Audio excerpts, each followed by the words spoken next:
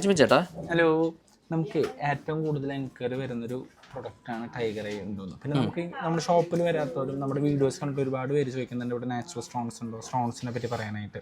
നമ്മൾ ഏകദേശം ഒരു 25-30 വർഷമായിട്ട് സ്റ്റോൺസ് ചെയ്യുന്നുണ്ട്. ഓക്കെ. ഇപ്പം നമ്മുടെ സ്റ്റോർ വരുന്നത് സ്റ്റൈൽ പ്രസ് എന്ന് പറഞ്ഞ ബിൽഡിങ്ങിൽ 2nd ഫ്ലോറിലാണ് നമ്മുടെ ഈ സ്റ്റോർ വരുന്നത്. അപ്പം ഇവിടെ നമ്മൾ ഏകദേശം 26 വർഷമായിട്ട് ഇത് ചെയ്യുന്നുണ്ട്.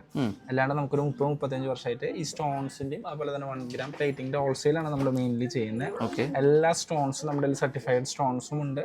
പിന്നെ നമുക്ക് സെമി പ്രഷ്യസ് രീതിയിലുള്ള സ്റ്റോൺസ് ഉണ്ട്. പിന്നെ സിന്തറ്റിക് സ്റ്റോൺസ് നമുക്ക് അവൈലബിൾ ആണ്. ഈ ടൈഗർ ഐ എന്ന് പറയുന്നത് ഒരു സിൽക്കി ടെക്സ്ചർ ആണ് ഈ സ്റ്റോൺസിന് വരുന്നത്.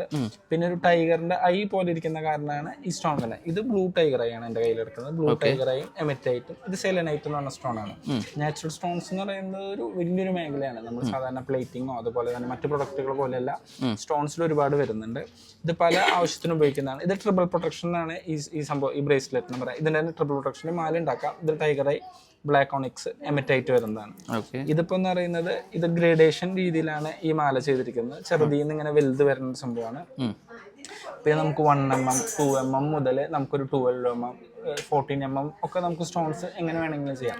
നിങ്ങൾക്ക് എങ്ങനെയാണ് സ്റ്റോൺസ് ആവശ്യം അതുപോലെ നമുക്ക് ചെയ്തു തരാം. നമ്മൾ സ്റ്റോൺസ് എടുത്തിട്ട് നമ്മൾ തന്നെ കെട്ടിക്കുന്നതാണ് ഈ സാധനങ്ങൾ വരുന്നത്. പിന്നെ ഇതിനെല്ലാത്തിനും നമുക്ക് സർട്ടിഫിക്കേഷനും അവൈലബിൾ ആണ്.